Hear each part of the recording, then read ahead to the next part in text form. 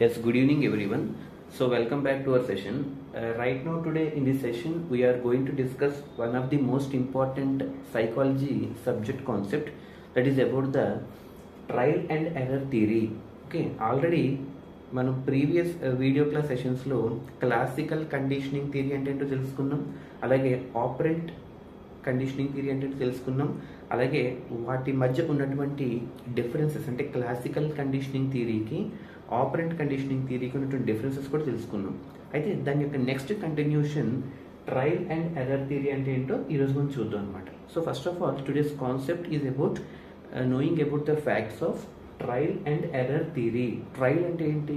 ప్రయత్నించడం, అంటే యత్నించడం, అంటే మనం ప్రయత్నిస్తూ ఉంటాం. సో ఆ ప్రయత్నిస్తున్నప్పుడు కొన్ని దోషాలు వస్తూ ఉంటాయి. ఆ దోషాలు అంటే ఏంటి? ఎర్రర్స్ అనమాట. అయితే మనం ప్రయత్నిస్తున్నాం, ఎర్రర్స్ వస్తూ ఉంటాయి, ప్రయత్నిస్తాం, ఎర్రర్స్ వస్తూ ఉంటాయి. సో దాని నుంచి మనం ఏ విధంగా నేర్చుకుంటాము, అలాగే మన యొక్క బిహేవియర్ మనం ఏ విధంగా మార్చుకుంటాము అని చెప్పే థియరీయే trial and error theory. Okay, ముఖ్యంగా ఈ 3 థియరీస్ కూడా చాలా చాలా important. What are the 3 theories అంటే, first one classical conditioning theory, which was proposed by Ivan Pavlov of Russian country. Okay, and second one operant conditioning theory, which was proposed by B.F. Skinner of American country. And third one trial and error theory, which was proposed by E.L. Thorndike. ఇది very important person name అండి. Okay, so ఈ trial and error థియరీని develop చేసి propose చేసి తీసుకొచ్చినటువంటి psychologist ఎవరు అంటే EL టార్నడైక్. ఇందులో ఈ అంటే ఎడ్వర్డ్, ఎల్ అంటే లీ, ఎడ్వర్డ్ లీ టార్నడైక్. మళ్ళీ చెప్తున్నాను, ఎడ్వర్డ్ లీ టార్నడైక్. ఈఎల్ టార్నడైక్ అనే ఒక అమెరికా కంట్రీకి సంబంధించినటువంటి ఫేమస్ సైకాలజిస్ట్ ఈ ట్రయల్ అండ్ ఎర్రర్ థియరీని ప్రపోజ్ చేయడం జరిగిందనమాట. సో దీనికంటే ముందు క్లాసికల్ కండిషనింగ్ థియరీ అంటే తెలుసుకున్నాం, అలాగే ఆపరెంట్ కండిషనింగ్ థియరీ అంటే కూడా తెలుసుకున్నాం. సో అయితే ఒక్కసారి ఇది స్టార్ట్ చేసే ముందు ఆ ఒక్క 1 minute రీక్యాప్ చేసుకోగలిగితే, okay, so classical conditioning theory అనేది ఎవరు ప్రపోజ్ చేశారని చెప్పాం? Even Pavlov. అతను దేని మీద ఎక్స్పెరిమెంట్ చేశారు అంటే డాగ్ మీద ఎక్స్పెరిమెంట్ చేయడం జరిగింది, అలాగే స్టిమ్యులస్ రెస్పాన్స్ బట్టి దాని యొక్క బిహేవియర్లో మార్పును రావడం జరిగింది అనమాట. ఇది ఇందులో క్లాసికల్ కండిషనింగ్ థియరీలో. అండ్ సెకండ్ వన్ వచ్చేటప్పటికి ఆపరెంట్ కండిషనింగ్ థియరీ. ఈ ఆపరెంట్ కండిషనింగ్ థియరీని ప్రపోజ్ చేసినటువంటి సైకాలజిస్ట్ ఎవరంటే బిఎఫ్ స్కిన్నర్. ఇతను దేని మీద ఎక్స్పెరిమెంట్ చేశారంటే ర్యాట్ మీద అనమాట. అయితే ఇతని యొక్క ముఖ్య ఉద్దేశం, అసలు ఇతను ఏం చెప్పబోతున్నాడు అంటే, ఈ ఆపరెంట్ కండిషనింగ్ థియరీ ద్వారా ఏం తెలుసుకున్నాము? ఒక ఆర్గానిజంలో బిహేవియర్ అన్నది రివార్డ్స్ ద్వారా కానీ పనిష్మెంట్స్ ద్వారా కానీ దాని యొక్క బిహేవియర్ చేంజ్ చేసుకుంటుంది అని ఈ థియరీ ద్వారా తెలుసుకున్నాం అనమాట. అండ్ అలాగే ఇంకొక పాయింట్ కూడా తెలుసుకున్నాం, ఏంటి? ఆపరెంట్ కండిషనింగ్ థియరీకి మరొక పేరు ఇన్స్ట్రుమెంటల్ కండిషనింగ్ థియరీ అని కూడా అంటారని చెప్పుకున్నాం. అందుకే ఇక్కడ మీరు రెండు రాసాను చూడండి, ఓబిఆర్ అంటే ఆల్రెడీ మనం చెప్పుకున్నాం. Operant conditioning theory BF Skinner ఎవరి మీద?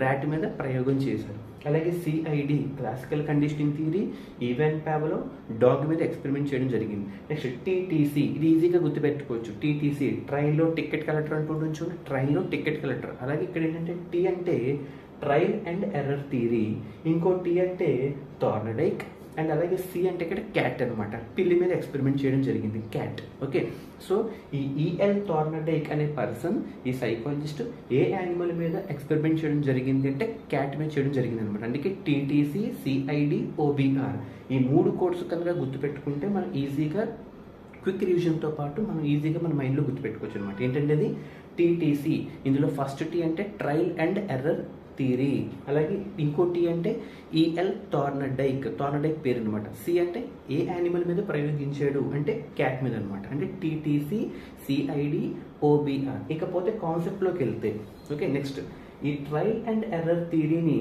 ప్రపోజ్ చేసిన scientist EL Thorndike. He belongs to the American country. Is one of the most famous psychologist belong to the country of America. అయితే ఇతనికి మరొక పేరు కూడా ఉందన్నమాట. ఇతనికి ఇంపార్టెంట్ టైటిల్, ఇది మనకి బిట్ పేపర్లో ఎక్కువగా అడుగుతుంటాడు ఆబ్జెక్టివ్లో, ఫాదర్ ఆఫ్ ఎడ్యుకేషనల్ సైకాలజీ అని ఇతను అంటారు అనమాట. గుర్తుపెట్టుకోండి, very important bit. Which of the following psychologist is known as father of educational psychology?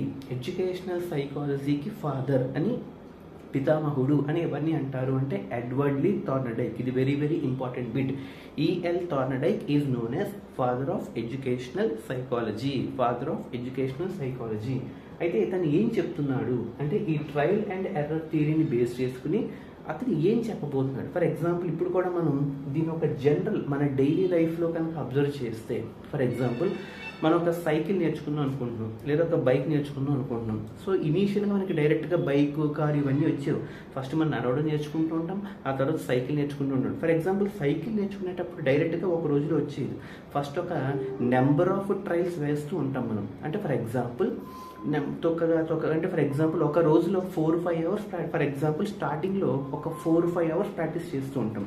ఒక 1 వీక్ అయ్యాక 4-5 అవర్స్ దగ్గర నుంచి 2-3 అవర్స్లోకి వస్తూ ఉంటాం.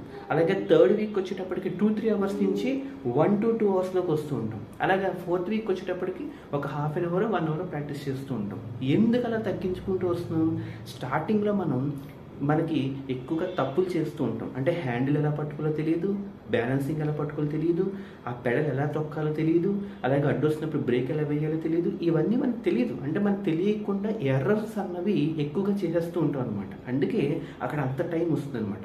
బట్ అలాగే కొంచెం సెకండ్ ట్రైల్లోకి వచ్చేటప్పటికి ఏమవుతుంది, కొంచెం బ్యాలెన్సింగ్ అనేది తెలుస్తుంది, అలాగే కంట్రోలింగ్ పవర్ అనేది తెలుస్తుంది, దాన్ని ఏ విధంగా హ్యాండిల్ చేయాలో తెలుస్తుంది. అంటే దీన్ని బట్టి అతను ఏం చెప్పాలనుకుంటున్నాడు అంటే నెంబర్ ఆఫ్ ట్రయల్స్ పెంచే కొద్దీ, అంటే ఫర్ ఎగ్జాంపుల్ ఫస్ట్ వీక్లో ఒక 5 అవర్స్ నేర్చుకుంటే సెకండ్ వీక్లో 4 అవర్స్ నేర్చుకుంటున్నాం, థర్డ్ వీక్లో 3 అవర్స్. అంటే ఎందుకు ట్రయల్స్ పెరుగుతున్నాయి అంటే నీలో నెంబర్ ఆఫ్ ట్రయల్స్ పెరుగుతున్న కొద్దీ వాటి నుంచి వచ్చే ఎర్రర్స్ తగ్గుతాయి అనమాట. దీన్ని బట్టి మనం ట్రయల్ అండ్ ఎర్రర్ థియరీ అని చెప్తూ ఉంటాం. అంటే దీన్ని మనం ఒకటి పెరుగుతుంటే ఒకటి తగ్గుతుంది. అంటే ఆటోమేటిక్గా నెంబర్ ఆఫ్ ట్రయల్స్ వేస్తూ ఉంటే ఎర్రర్స్ అనేవి తగ్గుతూ ఉంటాయి. ఫర్ ఎగ్జాంపుల్ ఈవెన్ మన రెగ్యులర్ లైఫ్లో, స్కూల్ లైఫ్లో కూడా ఒక మ్యాథమెటిక్స్ ఒక ప్రాబ్లం చేయాలంటే ఫస్ట్ డైరెక్ట్గా విన్నట్టుగా చేసేస్తే నెంబర్ ఆఫ్ మిస్టేక్స్ వస్తూ ఉంటాయి. కొట్టేస్తాం మళ్ళీ చేస్తాం, కొడుతూ ఉంటాం మళ్ళీ చేస్తాం. బట్ అలా ప్రాక్టీస్ చేయగా నెంబర్ ఆఫ్ ట్రయల్స్ వేస్తూ ఉంటే ఆఖరికి ఫైనల్గా ఆటోమేటిక్గా వెళ్ళిపోతున్నాం. దాన్ని మనం ఎర్రర్ ఫ్రీ సమ్ అంటాం. అంటే ట్రయల్స్ పెరిగే కొద్దీ ఎర్రర్స్ తగ్గుతాయి అనేది ఈ ట్రయల్ అండ్ ఎర్రర్లో మనం తెలుసుకోవాల్సింది అనమాట. అయితే ఈ స్టేట్మెంట్ ఏదైతే ఉందో ట్రయల్ అండ్ ఎర్రర్ని బేస్ చేసుకుని ఇతను ఒక యానిమల్ మీద ఎక్స్పెరిమెంట్ చేయడం జరిగిందనమాట. ఆ యానిమల్ ఇక్కడ ఎవరు అంటే క్యాట్. చెప్పుకున్నది టీటీసీ అంటే ట్రయల్ అండ్ ఎర్రర్ థియరీ, టార్నడైక్ ఎవరి మీద, క్యాట్ మీద ఎక్స్పెరిమెంట్ చేయడం జరిగింది. అయితే ఈ క్యాట్ మీద అతను ఎక్స్పెరిమెంట్ ఏం చేశాడు అంటే ఒక బాక్స్ అంటే ఒక కేజ్ లాంటిది తీసుకొచ్చి, అంటే ఒక గ్లాస్ బాక్స్ ఏదో ఒకటి, ఓకే, అదే స్కిన్నర్లో అయితే స్కిన్నర్ బాక్స్ అంటాం, అవునా కదా. బట్ ఇక్కడ ఏంటంటే ఒక చిన్న బాక్స్ లాంటి తీసుకొచ్చి ఆ బాక్స్లో ఒక క్యాట్ని తీసుకొచ్చి ప్లేస్ చేశాడు అనమాట. అంటే హంగ్రీ క్యాట్, అంటే ఆకలితో ఉన్నటువంటి ఒక పిల్లి ఏదైతే ఉంటుందో ఆ క్యాట్ని తీసుకొచ్చి ఆ యొక్క బాక్స్లో ప్లేస్ చేశాడు అనమాట. ఆ బాక్స్లో ప్లేస్ చేసి ఈ క్యాట్కి లోపల బంధించేసి బయట దానికి కనబడేటట్టుగా ఒక స్టిమ్యులస్ ఫుడ్ని చూపిస్తున్నాడు. అంటే ఒక జనరల్గా ఈ పిల్లులు చూడండి పాలు పదార్థాలు లేదా మాంసం పదార్థాలు తింటూ ఉంటాయి. ఒక ఫిష్, మిల్క్ ప్రొడక్ట్ ఏదో ఉంటుంది ఖచ్చితంగా, అవునా కదా. అంటే దాన్ని టెంప్ట్ చేయడానికి ట్రై చేస్తున్నాడు బై షోయింగ్ సమ్ స్టిమ్యులస్. అంటే ఈ పిల్లిని తీసుకొచ్చి బాక్స్లో పెట్టి గడి వేసేసి దీనికి బయటికి కనబడేటట్టుగా ఒక స్టిమ్యులస్ అంటే ఒక ఫుడ్ ఐటమ్ దాన్ని చూపిస్తున్నాడు అనమాట. అప్పుడు ఏమవుతుంది, క్యాట్ ఖచ్చితంగా ఈ ఫుడ్ ఐటమ్ని తెచ్చుకోవడానికి అప్పుడు ఏం చేస్తుంది, ట్రయల్స్ వేస్తూ ఉంటుంది. అంటే లోపల తిరగడం లేదా ఆ బాక్స్ నుంచి ఎలా బయటపడాలి, నెంబర్ ఆఫ్ ట్రయల్స్ వేస్తూ ఉంటుంది. అంటే పైకి ఎక్కుతుంది, కిందకు దూకుతుంది, పక్క వైపు వెళ్తుంది, లెఫ్ట్ వైపు వెళ్తుంది, రైట్ వైపు వెళ్తుంది, లేకపోతే ఒక గోడతో గీకుతూ ఉంటుంది. అది ఏదో విధంగా నెంబర్ ఆఫ్ ట్రయల్స్ వేస్తూ ఉంటుంది అనమాట. ఆ ట్రయల్స్ వేస్తూ ఉంటుంది. ఎందుకు, అక్కడ ఆల్రెడీ స్టిమ్యులస్ అనేది జనరేట్ అయిపోయింది. స్టిమ్యులస్ అంటే అక్కడ ఏంటి, ఒక ఫుడ్ ఐటమ్ అంటే ఒక మిల్క్ ప్రోడక్ట్ కానీ ఒక ఫిష్ కానీ ఏదో ఒక మిల్క్ మీట్ ఏదో ఒక స్టిమ్యులస్ని ఈ క్యాట్కి చూపించినప్పుడు ఆటోమేటిక్గా క్యాట్ ఏం చేస్తుంది, దాన్ని క్యాచ్ చేయడం ట్రై చేస్తుంది. అంటే బయటికి రావడానికి అది ఏం చేస్తుంది, ట్రయల్స్ చేస్తుంది. అంటే లోపల తిరుగుతూ ఉంటుంది in order to escape from the box. తిరగ్గా ఫర్ ఎగ్జాంపుల్ ఒక 20 minutes ఒక ½ an hour ట్రయల్ వేయగా అనుకోకుండా ఒక లివర్ ప్రెస్ చేస్తుంది అనమాట. ఎప్పుడైతే లివర్ ప్రెస్ చేసిందో పిల్లి బయటకు వచ్చేసింది. అంటే డోర్ ఓపెన్ అయ్యి ఆ పిల్లి అనేది బయటకు వచ్చి మళ్ళీ ఫుడ్ తినేస్తుంది అనమాట. అంటే ఫస్ట్ అబ్జర్వేషన్ ఏం జరిగింది, ఎక్కువ టైం తీసుకుంది. అంటే దానికి కరెక్ట్గా లివర్ బటన్ ఎక్కడ ఉందో దానికి ఐడియా లేదు. బట్ లోపల తిరిగింది, కింద చూసింది, పైన చూసింది, లెఫ్ట్ రైట్ మొత్తం అంతా వెతికింది. బట్ ఆ లివర్ బటన్ నొక్కితే ఫుడ్ అనేది వస్తుంది. అంటే దీని యొక్క టార్గెట్ ఏంటి, స్టిమ్యులస్ చూసింది, ఇక్కడ రెస్పాన్స్ అనేది స్టార్ట్ చేస్తుంది. అంటే స్టిమ్యులస్ ఇమీడియట్గా ఉంది బట్ రెస్పాన్స్ అనేది లేట్గా వచ్చింది అనమాట. అంటే మీరు అబ్జర్వ్ చేస్తే అక్కడ ఎర్రర్స్ చాలా దోషాలు చేస్తుంది. కిందకి ఎక్కింది, పైకి ఎక్కింది, లెఫ్ట్కి తిరిగింది, రైట్కి తిరిగింది. బట్ ఇక్కడ స్టిమ్యులస్ రెడీగా ఉంది బట్ రెస్పాన్స్ ఎర్రర్ అనేది చాలా ఎక్కువగా ఉందన్నమాట. అయితే ఇక్కడ ఏం జరుగుతుంది, ఎప్పుడైతే లివర్ ఓపెన్ అయిందో, ప్రెస్ అయిందో, ఆ డోర్ బయటకు నుంచి ఆ పిల్లని రావడం జరుగుతుంది, ఈ ఫుడ్ అని తింటుంది అనమాట. అది ఫస్ట్ అబ్జర్వేషన్. మళ్ళీ తిన్న తర్వాత ఏం చేశాడు, సెకండ్ డే మళ్ళీ పిల్లిని తీసుకొచ్చి మళ్ళీ బాక్స్లో పెట్టాడు అనమాట. మళ్ళీ బాక్స్లో పెట్టి మళ్ళీ గొళ్ళెం పెట్టి మళ్ళీ దాన్ని చూసేటట్టుగా ఒక ఫుడ్ ఐటమ్ తీసుకొచ్చి మళ్ళీ స్టిమ్యులస్ని జనరేట్ చేశాడు. ఎవరికి, పిల్లికి అనమాట. ఈసారి ఏం చేస్తుంది, నిన్న ఒక హాఫ్ అన్ అవర్ ట్రై చేసింది దేని మీద, ఆ లివర్ మీద ప్రెస్ చేయడానికి.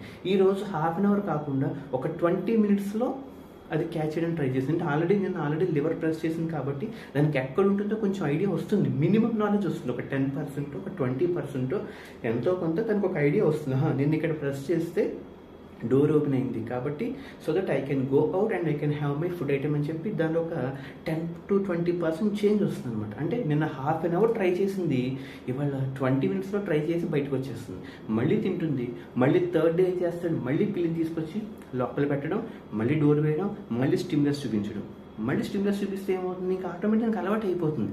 మళ్ళీ ఫస్ట్ రోజు 30 minutes తీసుకుంది, సెకండ్ డే 20 minutes తీసుకుంది, థర్డ్ డే 10 minutesలోనే మొత్తం బయటకు వచ్చేయడానికి ట్రై చేస్తుంది అనమాట.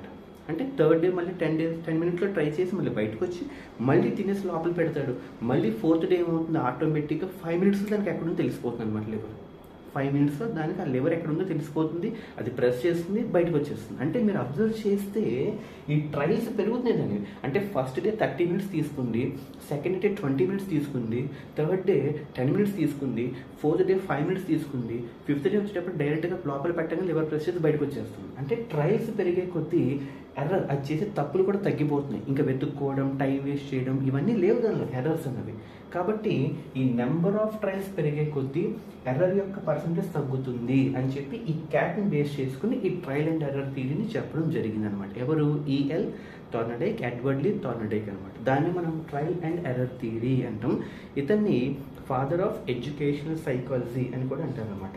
అయితే ఇక్కడ మనం గుర్తుపెట్టుకోవాల్సినటువంటి మెయిన్ ఒక అంశం ఏంటంటే, ఎప్పుడైతే ఈ క్యాట్ మీద ఎక్స్పెరిమెంట్ చేస్తున్నాడో, when ever he was doing that experiment on that cat, ఆ క్యాట్లో ఈ ట్రయల్ అండ్ ఎర్రర్ అబ్జర్వ్ చేస్తున్నప్పుడు ఒక 3 laws అతను గమనించాడు అనమాట. ఈ జాగ్రత్త గుర్తుపెట్టుకోండి. ఎప్పుడైతే క్యాట్ మీద ఎక్స్పెరిమెంట్ చేస్తున్నాడో, when that person was doing experiment on that cat, basing on the trial and error situation, this person has witnessed some 3 important basic laws. Primary laws ఒక 3 ఐడెంటిఫై చేశాడు. ఆ 3 ఏంటి, first one law of exercise, very very important. Law of exercise అనేది ఆ పిల్లిలో observe చేశాడు. చెప్తాను నేను, ప్రతి మీనింగ్ చెప్తాను. ఓకే, లా ఆఫ్ ఎక్సర్సైజ్ అనేది ఆ పిల్లిలో గమనించడం జరిగింది. లా ఆఫ్ ఎక్సర్సైజ్ తర్వాత లా ఆఫ్ ఎఫెక్ట్ కూడా గమనించాడు, ప్రభావితం ఏ విధంగా చేసింది, effect. Okay, and third one law of readiness. Okay, law of readiness. ఈ 3 కూడా చాలా ఇంపార్టెంట్. ఒక్కొక్కసారి మనకి ఆబ్జెక్టివ్ టైప్లో అడుగుతూ ఉంటాడు. ఒక 4 ఆప్షన్స్ ఇచ్చి అందులో 3 ఇచ్చేస్తాడు. ఒకటి లేనిది ఎక్కడి నుంచో తీసుకొచ్చి ఇందులో థార్నడైక్ ట్రయల్ అండ్ థియరీలో లేనటువంటి లా ఏంటని అడుగుతాడు. లా of exercise, law of effect, law of readiness, law of reinforcement అంటాడు. అక్కడ రీఇన్ఫోర్స్మెంట్ అన్న వర్డ్ లేదు కాబట్టి లేనిది రీఇన్ఫోర్స్మెంట్ అని చెప్పాలి. ఈ 3 కూడా ఇందులో ఉన్నాయని చెప్పాలన్నమాట. అంటే లా of effect, law of exercise, law of readiness. మరి ఇప్పుడు ఏంటి అసలు లా ఆఫ్ ఎక్సర్సైజ్ చేయడం అంటే ఏంటి, ఇక్కడ ప్రాక్టీస్ చేయడం అనమాట. అంటే నెంబర్ ఆఫ్ టైమ్స్ ఆ క్యాట్ ప్రాక్టీస్ చేసింది, అవునా కదా. అంటే ఆ క్యాట్లో ఎందుకు ప్రాక్టీస్ చేయాలని తపన వచ్చింది, అక్కడ ఖచ్చితంగా స్టిమ్యులస్ చూస్తుంది. The cat was going to be tempted. ఆ క్యాట్ ఆ టార్గెట్ని ఎలాగైనా సరే రీచ్ అవ్వాలని చెప్పి దానిలో ఒక మోటివేషన్, ఆ ఎఫెక్ట్ అనేది చూపిస్తుంది అనమాట. ఈ ఎఫెక్ట్ ఏమవుతుంది, నన్ను ఎలాగైనా సరే ప్రాక్టీస్లో దింపుతుంది. అంటే ఈ ఎక్సర్సైజ్ చేయాలి. ఇక్కడ ఎక్సర్సైజ్ అంటే ప్రాక్టీస్, ఓకే, అభ్యాసం. ఓకే, అంటే ఇక్కడ మనం ఈ ఎక్సర్సైజ్ అంటే ఇక్కడ ఏంటి, ప్రాక్టీస్. అంటే దాన్ని కరెక్ట్గా యూజ్ చేసుకుంటే రెస్పాన్స్ బాగుంటుంది, మిస్యూజ్ కనుక చేసుకుంటే రెస్పాన్స్ బాగోదు. అంటే స్టిమ్యులస్ ఆల్రెడీ ఉంది, బట్ అది చేసే రెస్పాన్స్ బట్టి ఆ ఎక్సర్సైజ్ యొక్క పర్సంటేజ్ అనేది డిపెండ్ అవుతుంది. అంటే సింపుల్గా చెప్పాలంటే లా ఆఫ్ ఎక్సర్సైజ్ అంటే అది చేసే ప్రాక్టీస్ అని అర్థం. ఓకే, ఎవరు ఇక్కడ క్యాట్. ఫర్ ఎగ్జాంపుల్ మనుషుల్లో కూడా మనం ఉన్నాం. Okay, let us take an example. ఎవరో మన పర్సన్, మన వాళ్ళు ఎవరో ఒక ఎంబీబీఎస్ చేశారు. ఎంబీబీఎస్ చేసిన తర్వాత వాళ్ళ యొక్క టార్గెట్ ఏంటో ఒక డాక్టర్గా సెటిల్ అవుతాం అనుకుంటారు. ఎంబీబీఎస్ చేయడం ఒక ఎత్తు, ఆ ఎంబీబీఎస్ చేసిన తర్వాత ప్రాక్టీస్ చేసి స్థిరపడడం ఇంకొక ఎత్తు అనమాట. అంటే ఇప్పుడు ఫర్ ఎగ్జాంపుల్ ఈ ఎంబీబీఎస్ చదివాం అంటే అక్కడ వరకు యూజ్ ఉంది. అంటే అక్కడ మనం డిగ్రీ కంప్లీట్ చేసాం, ఎంబీబీఎస్ చేసాం, బట్ దాన్ని మనం ప్రాక్టీస్ చేయకపోతే ఆ తర్వాత వచ్చే రెస్పాన్స్కి మనం యూజ్ లేదు. అంటే కరెక్ట్గా యూజ్ ఎప్పుడు వస్తుంది, నువ్వు ఎంబీబీఎస్ చదివి దాన్ని ప్రాక్టీస్ చేస్తే ఆ రెస్పాన్స్ అనేది ఫ్రూట్ఫుల్గా ఉంటుంది. అలా కాకుండా ఎంబీబీఎస్ చదివి నువ్వు ప్రాక్టీస్ కనుక చేయకపోతే అది మిస్యూజ్ అయిపోతుంది అనమాట. కాబట్టి లా ఆఫ్ ఎక్సర్సైజ్ అంటే ప్రాక్టీస్ అని గుర్తుపెట్టుకోవాలన్నమాట. అర్థమైందా లేదా? లా ఆఫ్ ఎక్సర్సైజ్ అంటే ఏంటి? ప్రాక్టీస్ అనేది ఉండాలి. దేనికి ఎప్పుడూ కూడా స్టిమ్యులస్కి రెస్పాన్స్కి మధ్య ఫ్రీక్వెంట్ కనెక్షన్ అన్నది ఉండాలి. స్టిమ్యులస్కి రెస్పాన్స్కి మధ్య ఫ్రీక్వెంట్గా రెగ్యులర్గా కనెక్షన్ అన్నది ఉంటే ఆ రెగ్యులర్ కనెక్షన్ ప్రాక్టీస్ అంటాం. అంటే ఫ్రీక్వెంట్ కనెక్షన్ దట్ ఈ will going to be established between stimulus and response. స్టిమ్యులస్కి రెస్పాన్స్కి మధ్య ఒక ఫ్రీక్వెంట్ కాంటాక్ట్ లేదా ఫ్రీక్వెంట్ రెస్పాన్స్ లేదా ఫ్రీక్వెంట్ ప్రాక్టీస్ ఉంటే దాన్ని మనం లా ఆఫ్ ఎక్సర్సైజ్ అంటాం. Is it clear or not? అంటే frequent contact should be existed between stimuli and response that leads to a perfect practice that is called as a law of exercise అని EL Thorndike చెప్పాడు అనమాట. ఇకపోతే next law of effect. ఇదే main important. Law of effect అంటే ఇక్కడ ఏంటంటే motivation అంటే దానిలో తనకు ప్రేరణ. ఎస్, ఎలాగైనా సరే నేను దాన్ని చేరుకోవాలి అంటే ఈ క్యాట్లో అది అబ్జర్వ్ చేశాడు ఎఫెక్ట్. ఏంటి ఎఫెక్ట్? ఆ ఫుడ్ ఎఫెక్ట్. స్టిమ్యులస్ ఏదైతే ఉందో ఎప్పుడైతే స్టిమ్యులస్ని చూపించాడో ఆ క్యాట్లో మోటివేషన్ అనేది వచ్చింది, ఎఫెక్ట్ వచ్చింది. అంటే ఖచ్చితంగా ఆ ఎఫెక్ట్ అన్నది కరెక్ట్గా ఉంటే, ఫర్ ఎగ్జాంపుల్ ఈ స్టిమ్యులస్ చూపించాడు. ఈ స్టిమ్యులస్ అంటే ఏంటి? Food item. ఈ ఫుడ్ ఐటమ్ ఎప్పుడైతే క్యాట్కి చూపించాడో ఆ క్యాట్ ఏం చేస్తుంది? దాన్ని ఖచ్చితంగా అందుకోవడానికి ట్రై చేస్తుంది. ఎందుకు? అక్కడ ఉన్నటువంటి రెస్పాన్స్ చాలా ఫ్రూట్ఫుల్గా ఉంది. అంటే ఆ ఫుడ్ కనుక దానికి నచ్చింది అంటే దానికోసం ఎన్నిసార్లైనా రిపీట్ చేస్తూ ఉంటుంది. ఓకే, అంటే ట్రయల్స్ అనేవి. అలాగే దాన్ని నచ్చలేదు, దాన్ని నచ్చిన ఫుడ్ ఏదో తీసుకొచ్చాను అంతెందుకు, పాలు అలాగే పదార్థాల బదులు ఒక మంచినీళ్ళు తీసుకొచ్చి పెట్టని పిలి తాగదు, అవునా కదా? అప్పుడు దానిలో ఎఫెక్ట్ కనబడదు. అంటే దానిలో మోటివేషన్ అనేది కనబడదు. అంటే effect is nothing but motivation. అంటే ఆ రెస్పాన్స్ కనుక సాటిస్ఫైడ్గా ఉంటే ఒక ఆర్గానిజం మళ్ళీ చేయడానికి ఇష్టపడుతుంది. అంతెందుకు ఫస్ట్ రోజు 30 minutes తీసుకుంది, సెకండ్ డే 20 minutes తీసుకుంది, థర్డ్ డే 10 minutes తీసుకుంది. ఎందుకు ఇన్నిసార్లు చేస్తుంది? అది ఆ రెస్పాన్స్ దానికి నచ్చింది కాబట్టి. అంటే ఆ రెస్పాన్స్ అన్నది దానికి సాటిస్ఫైడ్గా ఉంది కాబట్టి. అంటే స్టిమ్యులస్ ఇక్కడ ఎవరు? ఫుడ్. ఈ స్టిమ్యులస్కి తగ్గొచ్చినటువంటి రెస్పాన్స్ సాటిస్ఫైడ్గా ఉంది కాబట్టి అది పదే రిపీట్ చేస్తుంది బయటికి రావడానికి. బట్ అదే స్టిమ్యులస్ కనుక సరిగ్గా లేక ఈ రెస్పాన్స్ అనేది సరిగ్గా లేకపోతే అది అసలు పట్టించుకోదు అనమాట. దాన్ని మనం అలా పట్టించుకోకపోవడానికి కారణం మోటివేషన్. ఆ మోటివేషనే ఇక్కడ ఎఫెక్ట్ అనమాట. అది అవుతుందా లేదా? ఆ రెస్పాన్స్ ఏదైతే ఉందో అది సాటిస్ఫైడ్గా ఉంటేనే అది 100% జరుగుతుంది. అంటే ఇక్కడ స్టిమ్యులస్, రెస్పాన్స్, సాటిస్ఫాక్షన్ ఈ 3 పదార్థాలు ఇక్కడ గుర్తుపెట్టుకోవాలన్నమాట. ఇంకా ఫైనల్గా లా ఆఫ్ రెడీనెస్ అంటే ఇంప్లిమెంట్ చేయడానికి సిద్ధంగా ఉందా లేదా, అది నెంబర్ ఆఫ్ టైమ్స్ వేస్తుందా లేదా. రెడీనెస్ అంటే అది పౌష్టికంగా యాక్టివ్గా పార్టిసిపేట్ చేస్తుందా లేదా. సో ఇది మనకి థార్న్డైక్ ప్రతిపాదించినటువంటి trial and error theory. Okay, so ఫైనల్గా 3 థియరీస్ అర్థమై కదండి. So classical conditioning theory, operant conditioning theory, trial and error theory. So even Pavlov, BF Skinner and Thorndike. ఈ థార్న్డైక్ని మనం father of educational psychology EL Thorndike అంటాం. అతను ప్రతిపాదించిన 3 laws ఏంటి? Law of exercise, law of effect and law of readiness అనమాట. ఈ 3 కూడా మనం కరెక్ట్గా గుర్తుపెట్టుకోవాలి. ఎక్సర్సైజ్ అంటే ప్రాక్టీస్ ఎప్పుడు వస్తుంది? స్టిమ్యులస్కి రెస్పాన్స్కి మధ్య ఫ్రీక్వెంట్ కాంటాక్ట్ అనేది ఉండాలి. అలాగే లా ఆఫ్ ఎఫెక్ట్ అంటే ఏంటి? స్టిమ్యులస్ దగ్గర వచ్చిన రెస్పాన్స్ సాటిస్ఫైడ్గా ఉంటే నెంబర్ ఆఫ్ ట్రయల్స్ వేస్తూ ఉంటుంది, లేకపోతే వేయదు. రెడీనెస్ అంటే దాని ఉన్నటువంటి యాక్టివ్నెస్ అనమాట. ఇది మనకి ట్రయల్ అండ్ థియరీలో very important concept. Okay, good evening, have a nice day, take care.